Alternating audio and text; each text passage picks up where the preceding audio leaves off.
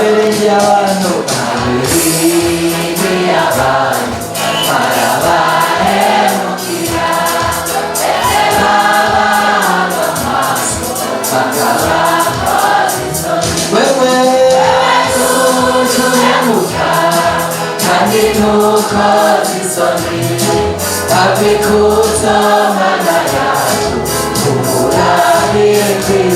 Wewe tuhemuka, abatahemukiwe mumfashe,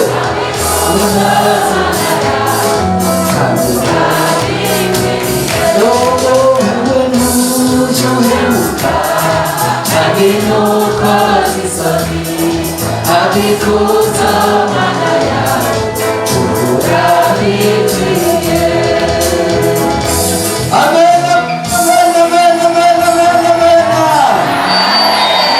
Turashimye Imana cyane ko Imana itugire neza biduhaye aka kanya. Egome kandi turashimiye n'ababyeyi batwibwiriye ko bakadutumira nk'uko bababwiye amazina.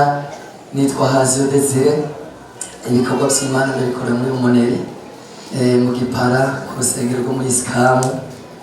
Imana yacu iduhana umugisha. Tudatebeje rero reka dusome uyu murongo tugiye kwishimikiza mu gusenga Imana muri iki gitabo ubutumwa bwiza bwa Kristo Yesu bwanditswe na Mariko igice cya 4 turasoma kuri murongo 24. Turanyarutsa Mariko igice cya 4 ku murongo 24 n'umurongo umwe. Reka ndasoma ntacyo havuga ngo kandi arababarira ati mwiyubare mu byo mugirane. Nimurashikayo numva havuga ngo kandi arababarira ati mwiyubare mu byo mugirane. Ingero mugeramo niyo muzogererwamo, kandi muzogirane, kandi muzogirane. Ndamukiriza muri kumati mugeze warengerezwa. Imana izoturengereza. Amen, amen, amen, amen, amen. Ingero mugeramo niyo muzogererwamo, kandi nguhora azogirane, azobarengereza n'ukuri. Turangirize muri Luka igice cy'indwi ku murongo wa 2. Haba ngo muri izo Bibiliya zanyu handitse ngo umugabisha w'abasoda 100, ariko muri iyi handitse ngo hariyo intwazangabo y'abasoda 100. Umushumba wiwe akunda cyane yaragwaye ari ku mfiro, yumvise inkuru ya Yesu, imutuma ko abashinga ntahe b'Abayuda kumwinginga ngo aze gukiza umushumba wiwe. Nabo bashitse aho Yesu ari baramwinginga cyane bati birabereye kumugirira utyo, kuko akunda ubwoko bw'iwacu n'iki n'isi bwogi yacu niwe yagize, bivuga n'urusengero rwacu ngo niwe yagize. Bizodutunga gukorera Imana biratunga umuntu. Bizodutunga gukorera Imana biratunga umuntu. Bizotubika, bizotugaburira, bizodukiza, bizodunda gukorera Imana we biratunga umuntu. Bizodutunga gukorera Imana biratunga umuntu. N'aya mashambo mwingera mugeramo, haleluya, niyo muzogeragwamo, kandi Imana izobarengereza. Nagomba nkubwire, urashobora kuba uri kurajya umugisha w'ibikorwa umaze gukora. Urashobora kandi no kuba mu mbombane bijanye n'ivyaha wagiye ugirana wagiye ukora, ariko ndagufitiye inganuke n'iri jambo Yesu acababwira ngo ingero mugeramo ngo niyo muzogeragwamo ngo kandi Imana izobarengereza. Haleluya! Imana izobarengereza, Imana izoturengereza, Imana izoturengereza, Imana izoturengereza. Nagomba nababwire bakuru, Dawidi yavuze ngo nkiri urusoro ngo mu nda ya mama ngo inyonga zawe zarambona ngo kandi mu gitabo cyawe ngo handitswe ngo iminsi yanje ngo yarashinzwe hatarabaho n'umwe. Nagomba nkubwira imyaka yawe yashinzwe utaranabaho. Imyaka yawe sayo kuvukirako no kuzopfirako ivyo vyaranditswe muri agenda y'Imana, ariko nagomba nkubwire uko gukorera Imana. Amen, amen, amen. Hari igihe bisegenyesha n'isaha y'umuntu kumumvugirame we kumisa uyu mugabisha ngo umushumba wiwe yari kumviro vyagaragara ko agira pe, ariko yumva amakuru ya Yesu, yumva ngo amakuru ya Yesu ngo acatuma bashinga ntahe. Haleluya! Ntibajanye y'amapete, ntibajanye y'abarongoye, ariko bagiye binginga bavuga ngo rakunda ubwoko bw'iwacu ngo kandi naho dusengera ngo niwe yatwubakiye.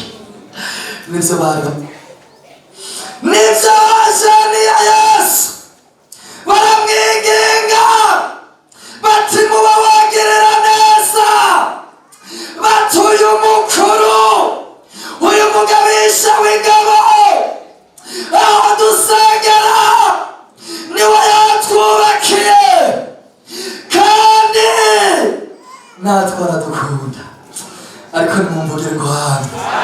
Haleluya! Ico catumye uyu mwana akira. Turabona n'uwitwa Hezekiya, Bibiliya neza ngo aragwara, amaze kugwara ngo araremba, Imana icihagurutse umukozi w'Imana uwitwa Yesaya. Yesaya yari umukozi w'Imana atavangirwa. Muri iyi minsi Imana idutabara, Imana idufashe, reka sindavyiremo, ariko reka mvuge yashitse. Aca aramubwira ati Imana irantumye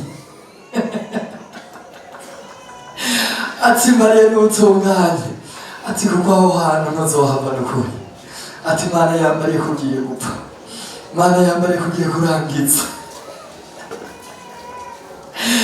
Hezekiya Bibiliya neza ngo acahindukiza amaso ku rusika, atangura kudondagura ibikorwa yagiye akorera Imana.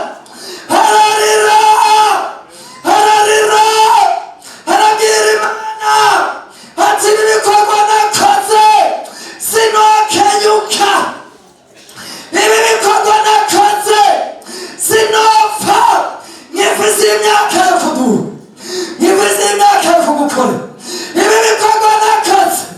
Bibiliya neza ngo Yesaya akiraho, ariko nimumvugire ngo hano erega Imana izoturengereza, ariko Imana izoturengereza. Bibiliya neza Yesaya atumviriza ati kurira kwawe kwashikiriye Imana, ati Mariya ngo iragizere, ati Mariya ngo irabihinduye, Mariya ngo irabihinduye, Mariya ngo irabihinduye. Nagomba nababwire Imana itanze ayandi mahirwe, Imana itanze ubundi buryo, Imana idufashe kandi ivyo dufise vyose ni vyayo n'ukuri. Reka ndangirize kuri aka kantu tuje dusenga Imana. Nari nkiri muri Isikamu, hanyuma rero ndavyibuka nja ahantu gusenga muri Sokati. Ngiye gusengera muri Sokati, hariho umuntu yari afise ideni ry'ibihumbi 400. Hanyuma rero umwishyuza yari yamubwiye atumviriza ku munsi uyu n'uyu nabonye ekipe maso mu nzu zirakwiranye n'amafaranga ufitiye, nzozana imodoka nje mbakira byose. Aravuga ati none muri iyi quartier yari umujenama, ati kwa mujenama ntibabona imodoka ipakiye ibintu, ati mbega bizogenda gute? Aca afata amasengesho atagira igihe, hanyuma arashize ku rusengero, numva ndamukumbuye. Imana mukuduhezagira igukumbuza ariko nimumvugire hamwe we ndakumuraba, nzibagiye kumuraba ukanahora ndamuraba, nta n'umutwaro yanambariye. Turaganira nshasubira gusenga, mu gatumba nari naguze inka zibiri. Muri izo nka zibiri twari twapfuye ibihumbi 20, kandi ivyo bihumbi 20 ntavyo nari mfise, mugabo nta naziheba. Nshize mu rusengero rero, numva Imana itanguye kuvuga, numva imudasanga burya nivyo dutunze irabitse. Numva imudasanga aho nicaye ndazumva, numva niso ntangura gusengera honde, ntimukambya zine, ntimukambya zine, ntimukambya zine. Numva Imana irashishikaye iravuga ndaziguhaye, naziguhaye ngo mugabo ucugenda uzakire, ngo uzishire wa muntu wamye kuramutsa. Numva ibintu birahindutse, numva wa munezero urahindutse. Ndamubwira nibwira mu mutima, ni jewe n'isake sinigera ndayitanga ku rusengero, n'impene sinigera ndayitanga ku rusengero, mbega none ntamureka nkazibiri. Mugabo numvise niyo, ariko nimumvugire ngo hamwe. Ubugeye mu gitondo caragenda bwira umukozi w'Imana araharongoye, n'ukuri zijya nka nijewe nagiye kuzigura, ntitwapfuye ibihumbi 20, ni mugabo Imana yamwemeje, ni mugabo yambara ikintu gikomeye, niyambara nzoshinza kuziha umuntu ari hano namye kumuraba. Wa mukozi w'Imana murane nkatsi zose wazitanga, nkatsi zose wazitanga. Numva agiye kumuhorora, numva agira mbuze umugisha, cyane amubwira ntirande ngo tuzohurira kwa Kimanuka, tuzohurira mu Gatumba. Narazitanze, ibyakurikiye sinaho bivuga, mugavuga ngo yararonse umugisha, vuga ngo yararonse umugisha. Ingaramugaramo niyo muzogeragwamo kandi nzobarengereza.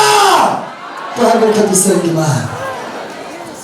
Birashoboka akaba ari byo wakoze, twari kuraba Moridekayi ngene yakoze ibikorwa bikandikwa, hanyuma abadayimoni bagashinga igiti, ariko ijuru ryitegereje ibikorwa yakoze, ritegura amafarasi agenderako.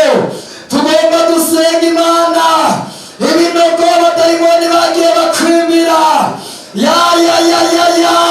Imana yibuka ibikorwa wakoze n'ivyo ugiye gukora.